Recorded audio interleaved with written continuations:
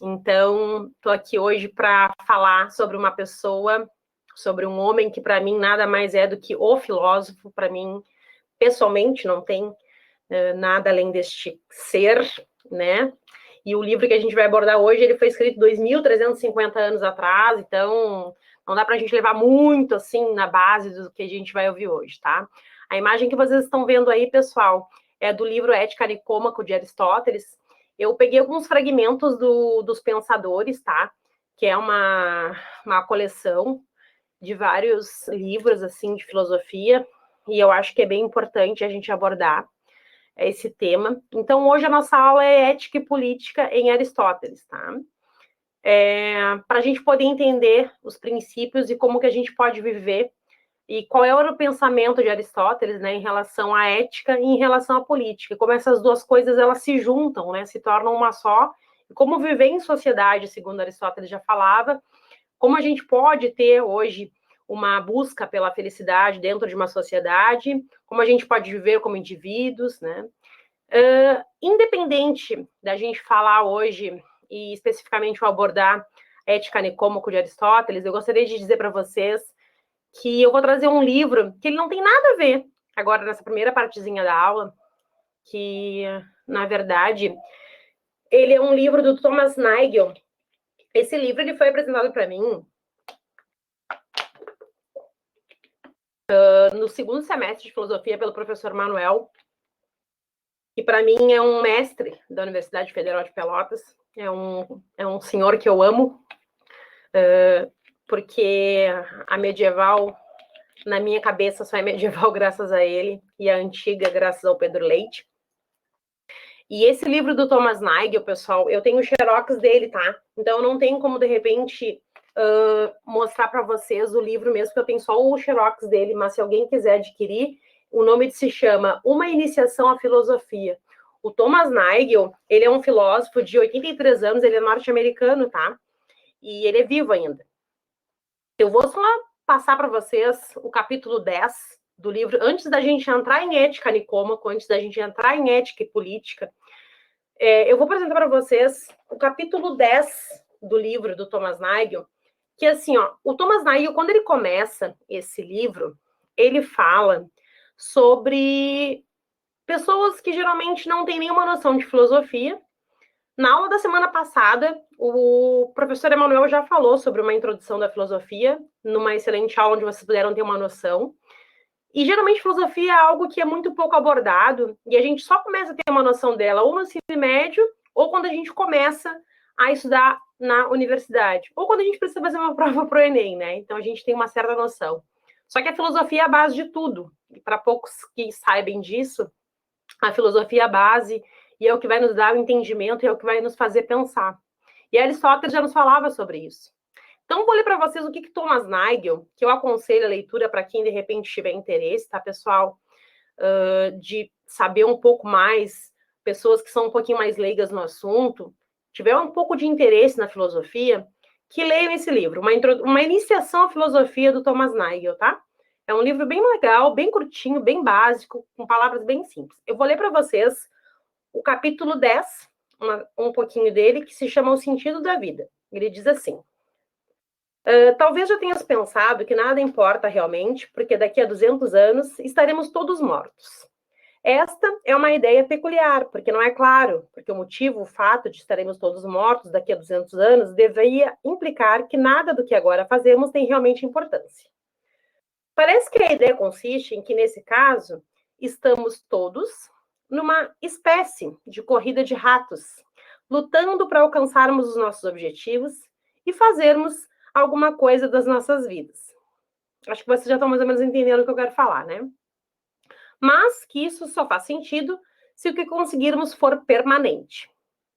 Mesmo que produzas uma grande obra literária, que continue a ser lida daqui a milhares de anos, o sistema solar acabará por arrefecer, ou o universo acabará por parar ou por sucumbir. E todos os sinais do seu esforço vão desaparecer. De qualquer modo, não podemos esperar nem mesmo por uma fração desse tipo de imortalidade. Se há de algum modo alguma finalidade naquilo que fazemos, temos de descobri-la em nós mesmos. Por que há de existir dificuldade nisso? Podes explicar a finalidade da maioria das coisas que fazes. Trabalhas para ganhar dinheiro para te sustentar. Eu queria que você prestasse atenção nessa parte, tá, pessoal? Para que a gente possa chegar no ponto onde eu quero chegar depois com vocês, no que o Aristóteles vai falar. Mas ainda estamos aqui no Thomas Nagel, tá? Se surgir dúvidas, podem me interromper. Trabalhas para ganhar dinheiro para te sustentar e talvez também a tua família. Comes porque tens fome. Dormes porque estás cansado. Dás um passeio ou telefonas a um amigo porque te apetece. Lês o jornal para saberes o que se passa no mundo. Se não fizesses qualquer dessas coisas, serias infeliz. Portanto, qual é o problema? O problema é que ainda que existam justificações e explicações para a maior parte das coisas, pequenas e grandes, que fazemos na vida, nenhuma dessas explicações explica a finalidade da vida como um todo. O todo, do qual todas essas atividades, sucessos, insucessos, esforços e desilusões são partes. Se pensares no todo, parece que este tem, em qualquer caso, qualquer finalidade. Vejam bem, se a gente pensar em tudo, Thomas Nagel está dizendo que qualquer coisa vai ter uma finalidade. Se a gente for pensar em tudo que a gente faz, tem que ter uma finalidade, tem que ter um objetivo para isso. Um momentinho aqui.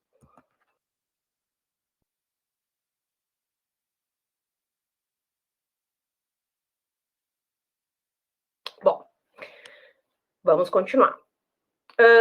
Se pensares no todo, observando-o de fora, não faria qualquer diferença se nem sequer tivesse existido.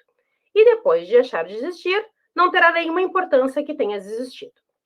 É claro que a tua existência interessa a outras pessoas, aos teus pais, a outras pessoas que se preocupam contigo, mas, tomadas como um todo, as suas vidas também não têm finalidade. Portanto, em última instância, não interessa que tu lhes interesses. Tu interessas e eles interessam-te. E isso pode dar à tua vida um sentimento de importância. Mas estão apenas a fazer uns pelos outros, por assim dizer. Dado que qualquer pessoa existe, veja bem, ela tem necessidade e interesses que fazem com que coisas e pessoas particulares na sua vida tenham importância para ela. Mas o todo não tem importância. E o Thomas continua. Será importante que não tenha importância? E daí? Tu podes dizer. É suficiente que seja importante que eu chegue à estação antes de partir o comboio, que vou apanhar, ou que me tenha lembrado de dar de comer ao gato? Não preciso de mais do que isso para continuar a viver. Essa é uma resposta perfeitamente aceitável. Mas só funciona se puderes realmente evitar uma perspectiva mais elevada, se puderes evitar perguntas, qual o sentido disso tudo, pois assim que fizeres, abres-te a possibilidade de que a tua vida não faz sentido. A ideia de que estarás morto daqui a 200 anos é apenas um modo de veres a tua vida num contexto mais vasto, de modo que a finalidade de coisas mais pequenas dentro dela não parece ser suficiente. Parece deixar por responder uma questão mais vasta. Mas então, e se tua vida como um todo tivesse uma finalidade em relação a algo maior? Quereria isso dizer que, afinal de contas, tinha sentido? Há várias maneiras pelas quais a tua vida poderia ter um sentido maior. Essa parte eu acho muito bonita, pessoal. Veja bem, há várias maneiras pelas quais a tua vida poderia ter um sentido maior. Podes pertencer a um movimento político ou social que mude o mundo para melhor, para benefício das gerações futuras. Ou podes apenas providenciar uma boa vida para os seus filhos e para os seus descendentes. Ou podes pensar que a tua vida tem sentido num contexto religioso, de modo que a tua vida na Terra seja apenas uma preparação para uma eternidade em contato direto com Deus. Quanto aos tipos de sentido que dependem das relações com outras pessoas, mesmo que sejam pessoas que só existirão num futuro distante, já indiquei qual é o problema. Se a vida de uma pessoa tem uma certa finalidade enquanto parte de algo mais vasto, é possível voltar a perguntar acerca dessas coisas mais vastas qual é a sua finalidade. Depois ele continua. Então, pessoal, novamente, o nome do livro é Que Quer Dizer Tudo Isto? Uma Iniciação à Filosofia. Eu li para vocês o capítulo 10, fragmentos ali do Thomas Nagel, sobre as finalidades da gente estar aqui, sobre os motivos de estarmos aqui e das causas para podermos estarmos aqui.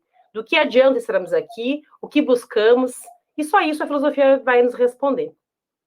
Vou pedir para o Emanuel mudar os slides, a gente vai falar hoje fragmentos de ética Nicômaco e a ética na política. Tá? O que é a ética para Aristóteles, pessoal? A ética ela é a ciência e a arte de bem conduzir-se na sociedade. É a ciência porque envolve o uso da capacidade da razão para fazer as escolhas corretas. E é a arte porque há a necessidade de colocar a sensibilidade a serviço do bem.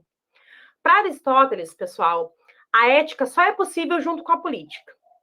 A política, a polis, é quando a gente vive em sociedade. Para Aristóteles, o que importa realmente é o todo e não somente o indivíduo. Então, dessa forma, teremos que ter ética para viver em sociedade, ou seja, na polis. A ciência que está envolvendo o uso da capacidade da razão faz com que pensamos. E Aristóteles vai nos dizer que para a gente poder viver em sociedade, a gente tem que ter um bem maior e para poder ter um bem maior, para saber a nossa finalidade da vida, vamos ter que pensar, vamos ter que raciocinar, vamos ter que aprender, vamos ter que ter conhecimento, vamos ter que ter racionalidade para poder fazer as coisas. Então, as duas coisas vão se difundir. Bom, para quem não sabe, eu vou falar um pouquinho sobre esse cara, que nasceu na Macedônia, tá? Ele é considerado por estudiosos da filosofia um dos maiores filósofos da sua época, tá? A ética e metafísica do Aristóteles, ela é, se não hoje, até hoje, estudada nas maiores, se não todas as universidades do mundo. O Estagirita, como alguns chamavam, devido à sua cidade natal, né? Ele veio de 384 a 322 a.C., tá, pessoal? Ele é chamado de Estagirita porque ele nasceu na Estagíria, né? Macedônia, ok? Ele era natural dessa cidade, né? Macedônia Antiga. O Nicômaco era o seu pai, lembra do nome do livro? Era o médico da corte do rei macedônio Amitas III, pai de Filipe II e avô de Alexandre Magno. Até aqui tá tudo certo, até aqui vocês conseguiram entender por que eu fiz a introdução do Thomas Nagel, que nada tem a ver com Aristóteles, mas que ele quis naquele livro dele, Introdução à Filosofia, deixar um pouquinho alguns aspectos sobre os filósofos mais antigos ou os mais recentes? Alguma dúvida? Algo que eu possa esclarecer? Tá todo mundo me ouvindo bem?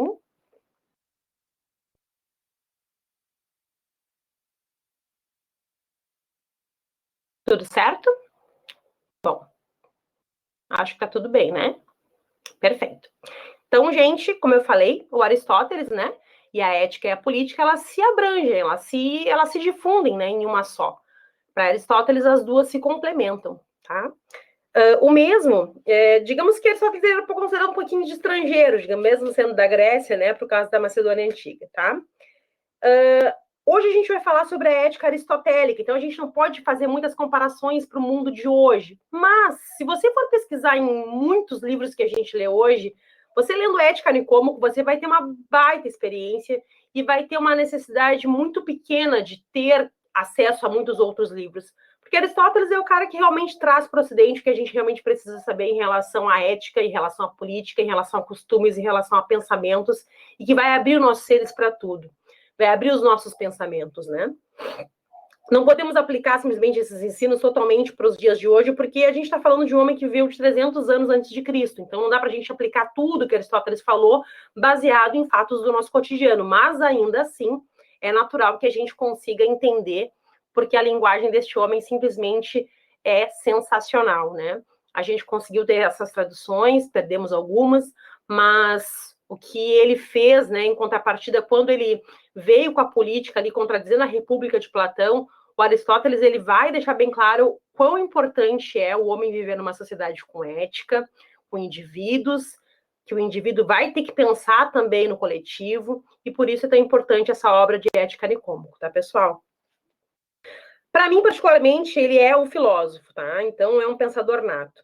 Mesmo vivendo há muito tempo, esse livro ele foi escrito aproximadamente 2.350 anos atrás. Então, ele nos traz muito o que aprender. A gente pode absorver infinitas coisas que muitas vezes não haveria necessidade da gente ler em tantos livros que a gente lê hoje, como eu falei para vocês. Porque a gente acaba assistindo alguns livros de autoajuda, a gente acaba lendo, né, alguns livros de autoajuda. A gente, claro que a filosofia, ela vai nos dar uma vasta...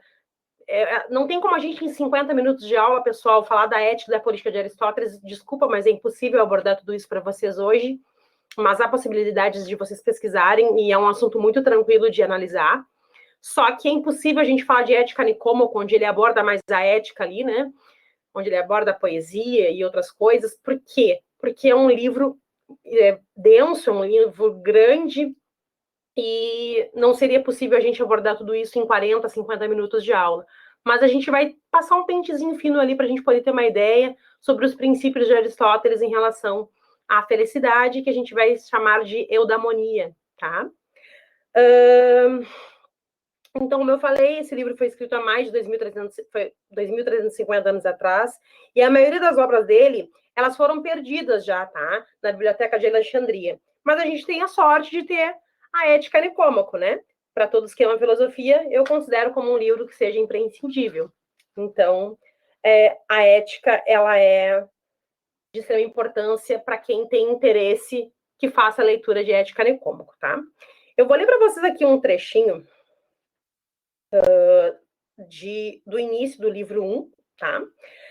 A ética, ela é mais importante que a polis, pois, no caso, a política, né? Porque a ética nos mostra a forma como viver na polis, tá? Para Aristóteles, isso é uma coisa que eu tô falando. Para Aristóteles, todo mundo tem um lugar no cosmos. Não esqueçam que é um livro de 2.350 anos atrás, tá, pessoal? Então é importante saber qual era o pensamento de Aristóteles naquela época, mas ainda fundamentado para algumas coisas de hoje. Para Platão, de uma certa forma, que era professor de Aristóteles, poderia se viver, de repente, uma monarquia, tudo lá direitinho, mas para Aristóteles, não. Para Aristóteles tinha que ter uma congregação, digamos assim, deveria de ter... Tudo teria que ser mais ou menos certinho, tá? Se vocês querem mais ou menos entender, tinha a parte de quem mandava, de quem vinha abaixo, que eu vou falar depois sobre isso, de quem vinha depois, de quem vinha depois, que chegava lá no escravo, coitado, pobre do infeliz escravo. Então, assim, ó, era chamado de híbris pelos gregos. Nós queremos usar um campo ou trabalhar num campo que não é nosso, tá? E então, nós temos que fazer e saber para qual é o nosso fim, tá? Então, assim, ó, digamos que a híbris é um chamado, uma vocação, tá? Pelos gregos era isso que era chamado. E para a gente poder saber qual é o nosso fim. O nosso sumo bem, tá? Que o Aristóteles vai chamar de eudaimonia, a felicidade. A nossa busca pela felicidade e o porquê que a gente está fazendo, né, no mundo e em qual lugar estamos inseridos no mundo. Pode passar o próximo slide, Emanuel, por favor.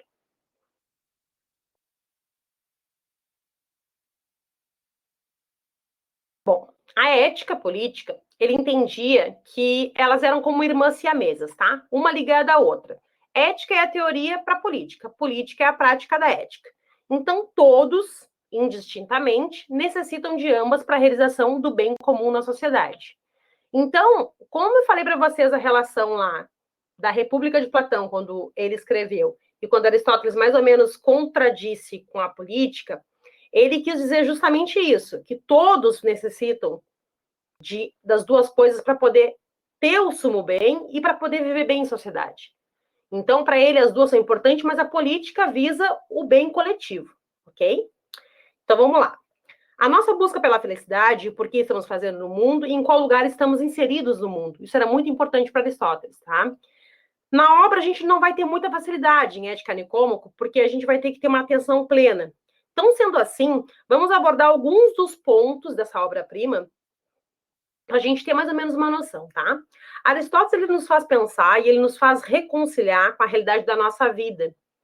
Mas também não é nada tão difícil assim, porque a gente vive num mundo onde a gente faz exemplos todos os dias de como é viver em sociedade, de como é viver com pessoas que a gente ama, pessoas que a gente tem que conviver, pessoas que a gente trabalha, pessoas que a gente estuda.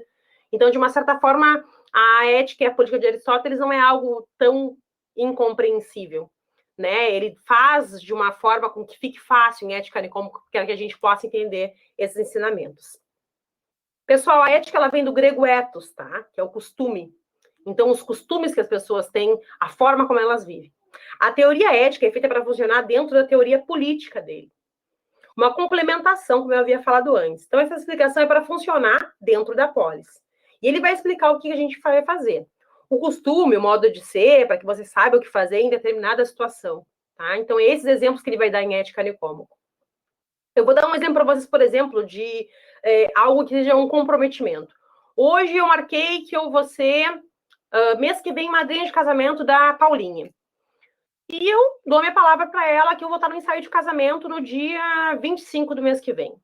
Chega no dia 24, eu poderia ter avisado a Paulinha que eu não ia mais ser madrinha de casamento, mas eu resolvo não avisar. E eu simplesmente não vou, porque eu não tô afim. Eu não tô afim de ser madrinha. Tá bem, um exemplo besta? Tudo bem. É um exemplo besta, mas para Aristóteles não era. Para Aristóteles, o comprometimento, gente, é algo muito importante. Para que você possa viver na polis, você tem que, primeiramente, ver como um indivíduo correto, um indivíduo que passa as coisas com verdade e que tem comprometimento com as pessoas. Isso começa por você. E você tem que saber qual é realmente o sumo bem. Para que você tenha o sumo bem, você tem que ter virtudes. Para que você possa ter essas virtudes, você tem que ser uma pessoa comprometida.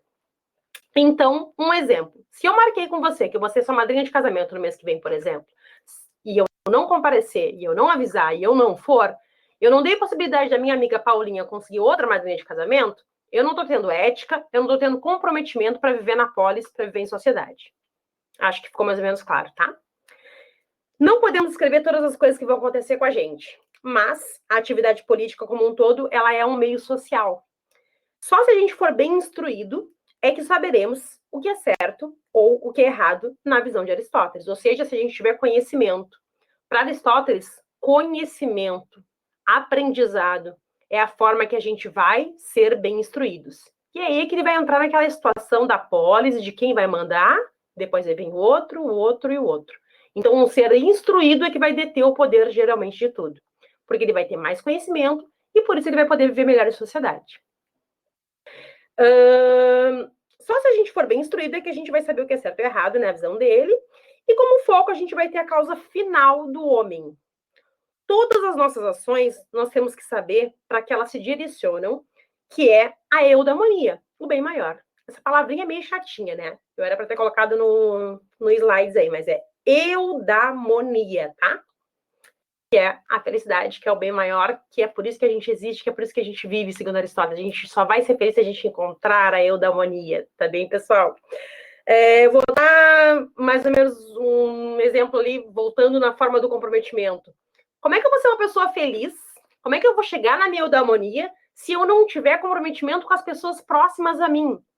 Como é que eu não vou ser amiga da minha amiga que se comprometeu, que me convidou para ser madrinha de casamento dela, e eu simplesmente não dei uma explicação para ela óbvia sobre isso? Acho que deu para entender, né? A gente só vai chegar ao nosso sumo bem, à nossa felicidade, se a gente partilhar de amizade, se a gente tiver virtudes, né? Se a gente for pessoas virtuosas, comprometidas e éticas. Não temos como viver numa sociedade se não formos assim. Como será a nossa vida? O que fazer? A gente tem que ter a minha eudaimonia, ou seja, o bem maior que eu quero atingir. O telos, que é a felicidade, né, em grego, eu só vou atingir se eu for essa pessoa virtuosa. Então, eu não posso ser boa ou justa se eu não for virtuosa. Ok? Pode passar a próxima slide, Manuel, por favor.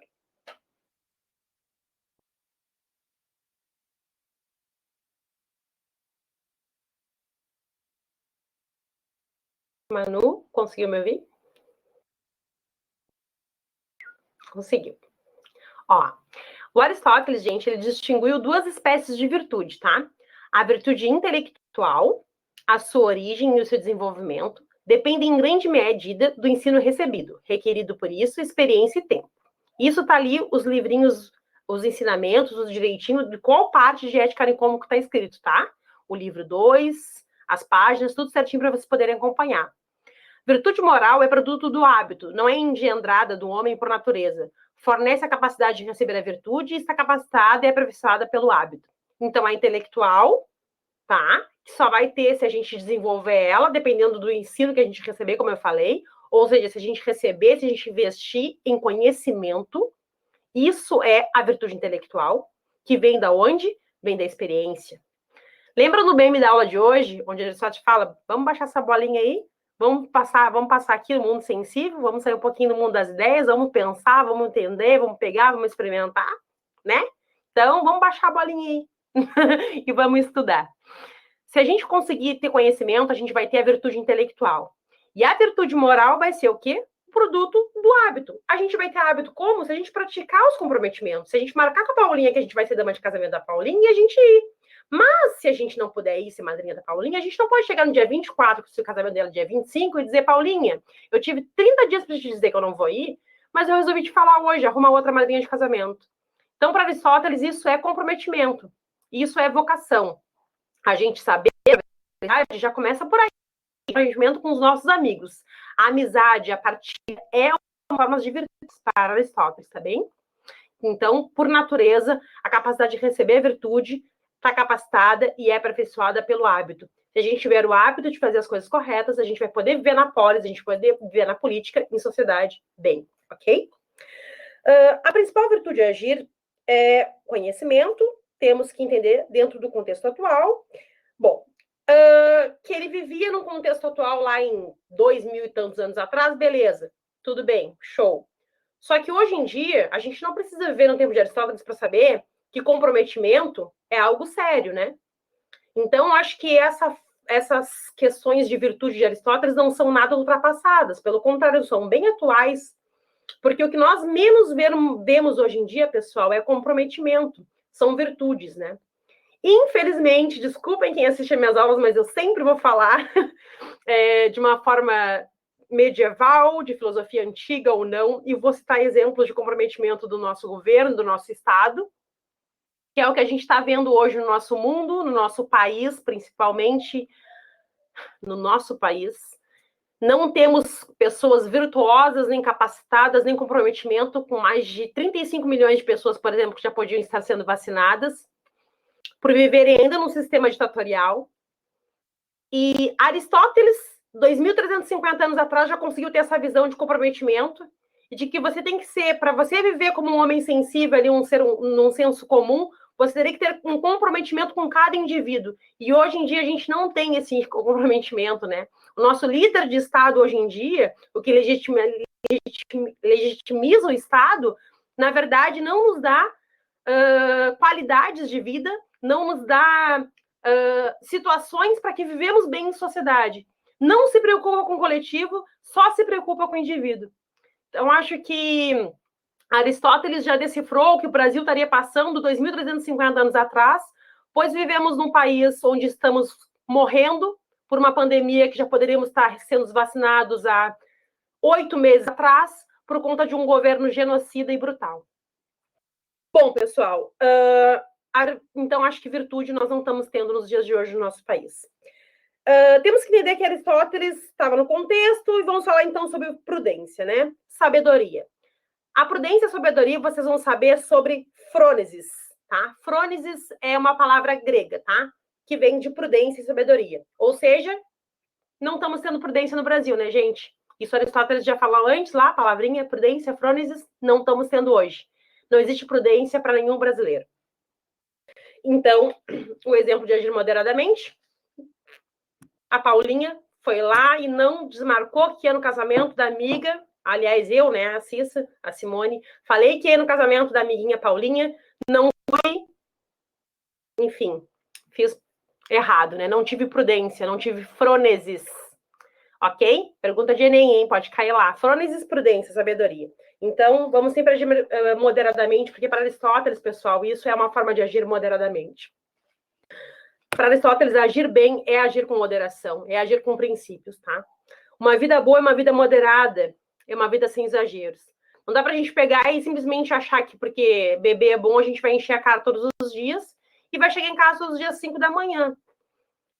A gente não pode ter um compromisso de se inscrever hoje numa faculdade a ponto de... eu vou entrar para a faculdade, mas eu vou cabular essa aula hoje porque, tipo, sei lá, cara... Eu posso pegar com um colega a explicação e, já que a gente está em aula EAD, eu posso assistir outro horário, beleza? Eu trabalho, eu posso fazer isso. Mas nem por isso eu não posso ter o comprometimento de saber que aquele professor se preparou para me dar aula naquele horário e que naquele horário é que ele pode tirar as dúvidas dele comigo. E isso para Aristóteles é agir com prudência, isso para Aristóteles é agir moderadamente. Mesmo sabendo que a cerveja está barata, eu não posso beber todos os dias e chegar podre de bêbado em casa todos os dias, porque eu tenho 2 filhos para criar. Isso é real, gente. Tem 2 filhos mesmo, tá? Então, a gente tem que agir moderadamente. Uma vida boa é uma vida moderada, sem exageros e com deficiências. Usar o meio termo sempre. para sabermos que o meio termo temos que ter prudência. Isso é a frônesis. Deixa eu ver aqui o pessoal comentando aqui. Obrigada, Giovana. Obrigada, Paloma. É incrível como 2000 anos parecem distantes, mas mesmo em coisas simples, as relações sociais eram muito semelhantes às nossas. Verdade, é isso aí. Isso aí, Pedro. Demais, parecendo conversa de rolê super leve, tô dando da aula. Show, valeu. Gente, acho que para a gente entender Aristóteles, eu sempre costumo dizer que eu gosto muito de medieval e de antiga. Eu sou um pouco criticada, às vezes, até por alguns colegas por isso. Não pensem que não. Mas é incrível que a gente só vai conseguir entender a filosofia antiga e a filosofia medieval no momento que a gente tratar ela de uma forma muito simples. Porque a filosofia, ela é uma... A gente está criando o desafio agora, o Henrique, o Emanuel, que é um dos coordenadores junto com a Gabi, que estão fazendo um trabalho excelente, uma apostila, que é para vocês terem acesso, e palavras que podem parecer muito difíceis vão ter acesso à disponibilidade para vocês. Então, todas as dúvidas que vocês tiverem em aulas que possam parecer um pouquinho mais densas, mais complicadas, perguntem, que a gente vai ter maior prazer em solucionar, e vai ter a apostila da filosofia, tá? Para vocês. Acho que já foi falado, mas é bom sempre reforçar, tá? Então, voltando aí, para Aristóteles é sempre bom agir moderadamente, uma vida boa é uma vida moderada, não dá para encher a cara todo dia, não. Tenho 2 filhos para criar, estão na sala nesse momento, a minha Luísa e meu Pedroca. E então a gente tem que saber, gente, que não dá para viver com exageros. E Aristóteles já falava isso antes, e hoje continua a mesma coisa. Porque se eu chegar em casa no dia 5 da manhã, como é que eu vou ter que cuidar de uma criança de 10 anos que eu tenho em casa? Quem é que vai alimentar ele às 11h30, meio-dia? Não tem como, né, gente? Isso é viver moderadamente, com moderação. Isso é o modo de ser dentro da polis, né? Dentro de uma família. Em Ética Nicômaco, a gente precisa de muita atenção, tá? Por quê? Porque representa a crença de Aristóteles de que tudo é muito organizado. Aristóteles faz você pensar, ver seus sistemas de crenças, reflexões, realidade entre outras pessoas, transformar o ato em potência. Para Aristóteles, a gente só teve uma vida boa no fim da vida, que é quando a gente morre. Então, eu posso dizer que eu vi uma vida eudamônica, né? O bem supremo. No momento que eu morri, eu sei se eu vivi bem ou não. Porque, na verdade, a gente sabe que a gente fez o nosso máximo, a gente fez o que a gente pôde, a gente lutou pelo nosso chamado, pela nossa vocação. Para Aristóteles, se você sabe que você tem um dom e você não usa ele, você não usou da sua eudamonia, você não foi atrás dela, sabe? Porque você não lutou por ela, pelo seu chamado, pela sua vocação. Não há garantia da eudamonia. Não há garantia de que a gente vai encontrar um príncipe encantado amanhã, uma princesa encantada, caso você namore uma menina, e você acha que vai viver feliz com ela para sempre. Não tem como a gente saber. Porque nem sempre o que é felicidade para um é felicidade para outro. A gente só vai saber isso, segundo Aristóteles, quando a gente morrer. Então, não há garantia da eudamonia. Só que a gente tem as coisas imutáveis da natureza, que é a organização dos animais, por exemplo, que a gente não pode alterar dentro da cultura social. Como os humanos, também a gente tem a nossa natureza. A morte, o envelhecimento, que é do âmbito da natureza, da causa, do virtuoso, da escolha. Então, tudo são escolhas. As virtudes vão depender das escolhas que a gente fizer. Se a gente tiver uma virtude intelectual, pessoal, se a gente conseguir estudar, se a gente conseguir pensar, a gente vai ter mais dinamismo e mais facilidade em aprendizagem quanto a isso. Então, quanto mais conhecimento mais nós tivermos, mais hábitos para viver na virtude moral dentro da polis. O estagirita, tá? Lembram quem é o estagirita? Lembram, né? Tá bom. O estagirita, ele vai falar sobre a sua vocação, sobre o seu chamado. Não é o filme Chamado lá da Samara, não, tá, gente? Ele vai falar sobre você potencializar a sua vocação em determinada área no qual você se sai bem, tá? No caso, sobre o que você tem domínio. É uma das falas do livro, tá? Mas que por algum motivo você não muda e acaba não alcançando a sua eudaimonia. Por exemplo, você tem vocação para ser cantora, tá? Mas aí você decide que você quer jogar basquete. E você tem 1,50 m. Tudo bem, cada um faz o que gosta. Só que você sabe que você tem vocação para ser cantora porque a tua voz é linda e maravilhosa. Então, para Aristóteles, o quê? A tua vocação, o teu chamado é potencializar aquilo que tu faz bem e buscar a tua felicidade. Mas se a tua felicidade é jogar basquete com 1,50 m, vai firme. Só que talvez tu não viva tão bem em sociedade assim. Porque o teu potencial é a música e não o basquete. Eu não sei se ficou bem claro o que eu quis dizer, mas é mais ou menos isso, tá? Então, se você não muda, você não alcança a sua eudaimonia. Porque se você não tiver vocação, se você não tiver talento, você não vai ser feliz. Você não vai encontrar o sumo bem. Por isso ele fala que a gente tem que nos esforçar para ser virtuoso e atingir a nossa real felicidade. Tá? O principal é a gente atingir a nossa felicidade para Aristóteles, tá, pessoal? Para ele, o principal é a eudaimonia e a ética faz parte da teleologia. Toda ação ela tem um propósito, que é o bem, tá? Todas as coisas visam, tá, a ética. As ações humanas, elas visam atingir o fim por meio da razão. Para ficar bem claro, pessoal, a ética é a doutrina moral individual. A política é a doutrina moral social, coletiva. Conseguiram compreender? Emanuel, tu pode mudar para mim slides, por gentileza?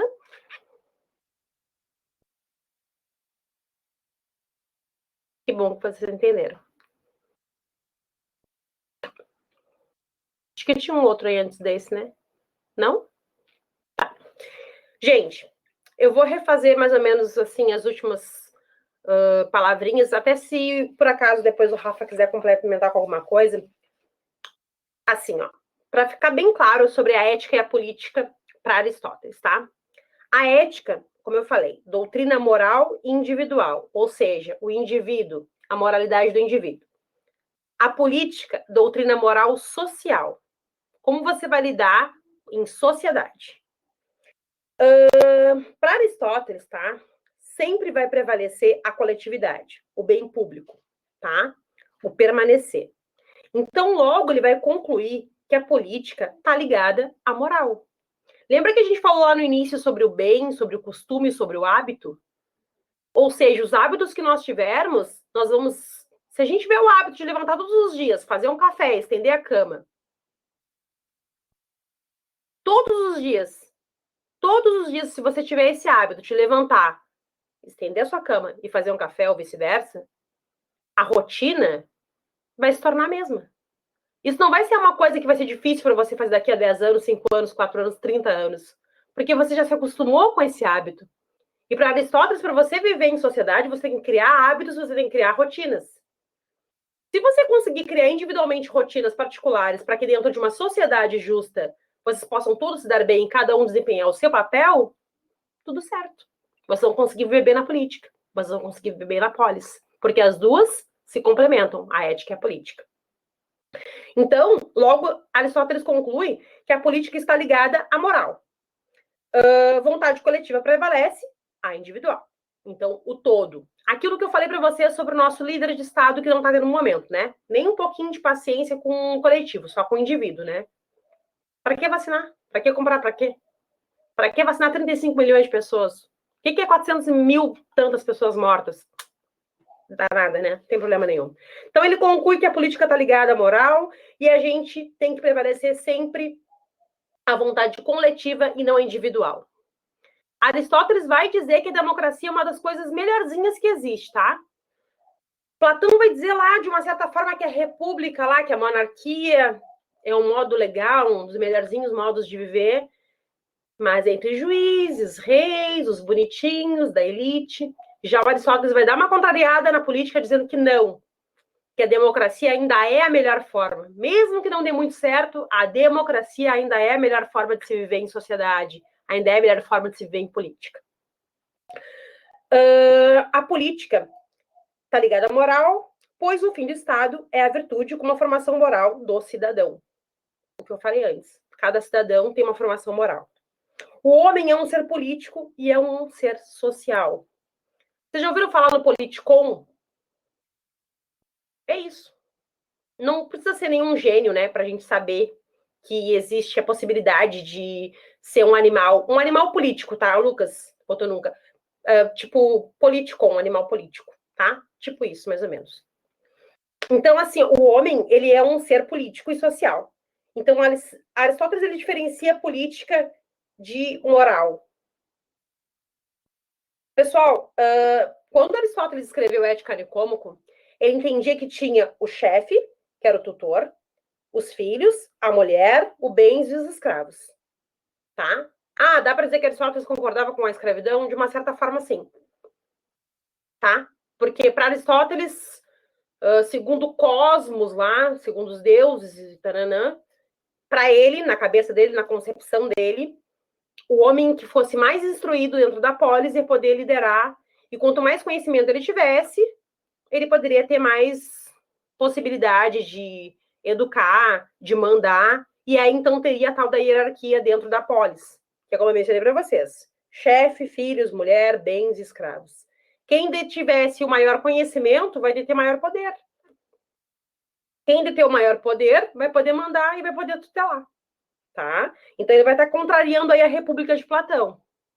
Então é importante a gente ver nesse aspecto, tá?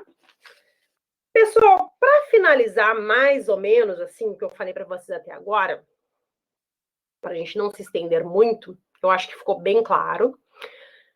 Se alguém tiver dúvida, me pergunta. Eu vou só relembrar os tópicos que a gente falou. A eudaimonia, ela é a felicidade, tá? A gente vai ter ali a problemática da realidade, suplacente às coisas, a virtude, o que é o ser grandioso, a racionalidade, as escolhas, a razão, a felicidade. E para termos uma vida plena, nós temos que ter ações e virtudes. Objetivos ao longo do tempo. A amizade, lembra do exemplo que eu dei da Paulinha? A Paulinha lá que foi na... A Paulinha que foi lá na aula lá, que não foi na... Não foi madrinha de casamento? Então, a Paulinha não foi amiga. A Paulinha se comprometeu e não avisou. Um mês antes que não ia mais ser madrinha de casamento. E aí, não teve comprometimento, não teve amizade. Para Aristóteles, uma das maiores virtudes é a amizade. A Ética Nicômaco também fala disso. Então, a amizade, a partilha, a vida boa, a vida plena. Caráter. Estudo para Aristóteles é a maior forma de felicidade. Pessoal, para resumir, acho que ficou mais ou menos claro o que é a ética e a política para Aristóteles, como é viver em sociedade. Espero que vocês tenham entendido. Vou deixar um pouquinho aberto aqui para dúvidas. A teoria ética ela foi feita para complementar a teoria política, tá? Esse PDF dos pensadores, para vocês saberem, eu tirei do volume 2 da solução de textos do José Américo, tá? Eu não coloquei no slides, desculpa, peço desculpas para vocês, como eu disse, eu vim de Rio Grande, fui tudo uma correria, trabalhei hoje, mas desculpa mesmo, tô aprendendo ainda a fazer esse negócio de slides, mas é isso aí, gente, a seleção do texto é do José Américo, Mota Peçanha, da editora São Paulo, Nova Cultural, de 1991. Esse livro, Os Pensadores, ele é muito importante, tá? Ele vem bastante informações ali. Acredito que tenha ficado bem claro sobre o que Aristóteles espera de nós como seres humanos, que é buscar a eudaimonia, o sumo bem, a felicidade, que para termos ética, a gente tem que ter costume, a gente tem que ter hábitos, para vermos uma política, para viver em sociedade, a gente tem que, então, ter responsabilidade, comprometimento, amizade, buscar o nosso chamado e aceitar as coisas da forma correta, agir com moderação, ter comprometimento e viver sempre em busca do sumo bem. Tá ok?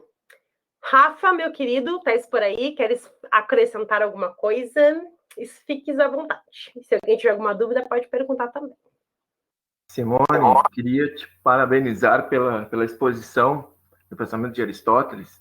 Eu estava vendo nas notas compartilhadas alguns interesses de estudos dos alunos que procuram ali o direito, a psicologia, e o quanto o Aristóteles está presente nas teorias, né, tanto do direito, a psicologia e outras áreas da ciência, a parte epistemológica que envolve as ciências empíricas, né, e a tua aula foi um espetáculo, assim, parabéns pela tua aula.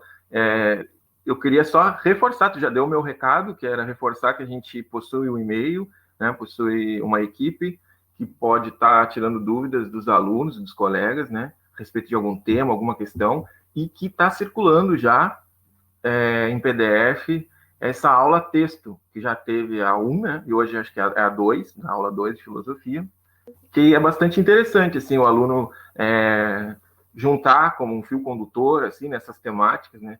A gente viu que os pré-socráticos antes estavam preocupados com a physis, a natureza, e agora tu toca num período, um segundo momento da filosofia antiga, em que o pensamento é voltado para essas questões do bem, o que é o bem, né? E acho que nas próximas aulas, que vai se tocar no tema da metafísica em Aristóteles e Platão, vai ficar mais claro, assim, como que esses autores embasavam essas ideias, né, políticas e éticas, né? Porque daí vai aparecer a teoria das ideias do Platão, a metafísica do Aristóteles. Isso vai mostrar bem, assim, quando eles vão dizer o que é o bem, por exemplo, que é um problema ético, né? Eles vão divergir bastante. Tem uma imagem que eu quero comentar rapidamente, que já caiu no Enem, pintada por um pintor famoso, que eu não lembro o nome agora, que aponta, Platão aponta para o céu e Aristóteles para a terra, né?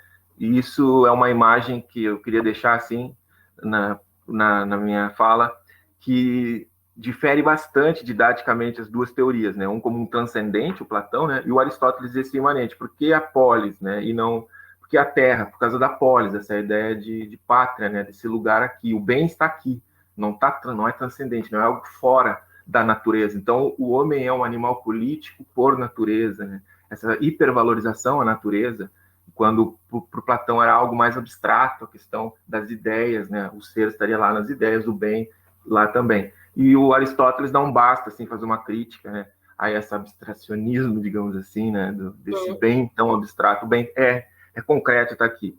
Enfim, apenas esse comentário. Eu queria dizer para os alunos que eles têm o recurso de ativar o áudio e fazer algumas intervenções, né, sobretudo quando o professor abre esses espaços assim. Então eu passo a palavra para os meus colegas aí, porque somos agora todos alunos da UFPEL, né, também sou aluno, e parabéns mais uma vez, Simone. Estamos juntos. Obrigada, Rafa.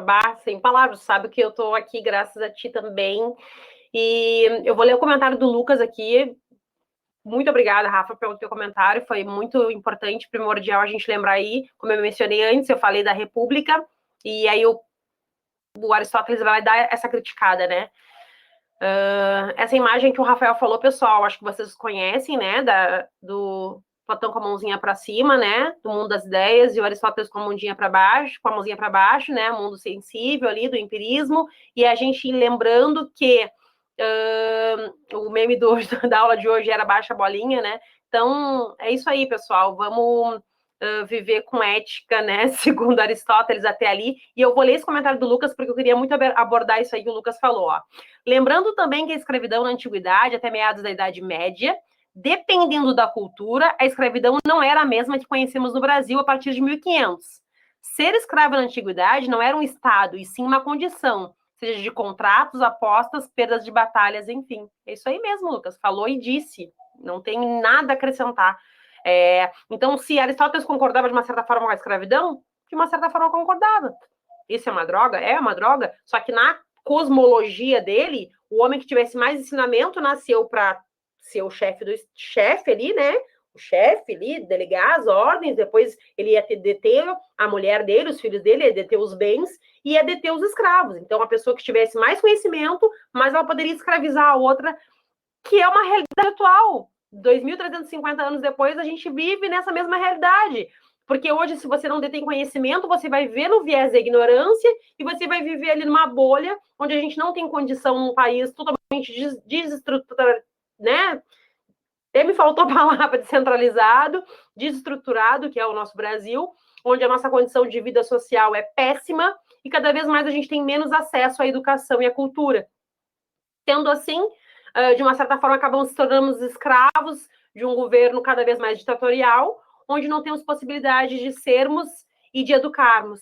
Lembrando sempre que, como já dizia Sócrates, né, nada sabemos, mas o conhecimento ninguém nos tira, né? Eu acho que o Pietro estava escrevendo alguma coisa e a Camila está digitando. Se alguém tiver alguma dúvida, por favor, gente, podem fazer. Eu acho que ainda tem um tempinho.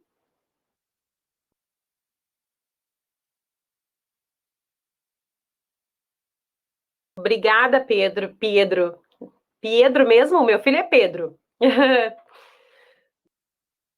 Perfeito, muito obrigada. Realmente, infelizmente, gente com estudo apoia esse tipo de governo, né? Infelizmente, pessoas que têm conhecimento, né, Até mais que a gente, né, Camila? Muitas vezes com perspectivas, e talvez até por isso, às vezes, né, porque já nasceram num bercinho ali de ouro, já elitizados, né, talvez não passaram o trabalhinho que a gente passou aí, um e outro, e aí fica mais fácil de ser uma manobra, né, de ser, de repente, um gado e ser manobrado, né. É Pedro mesmo, legal, Pedro, meu filho é Pedro Henrique. Pessoal, acho que era isso. Muito obrigado pela participação de todos vocês.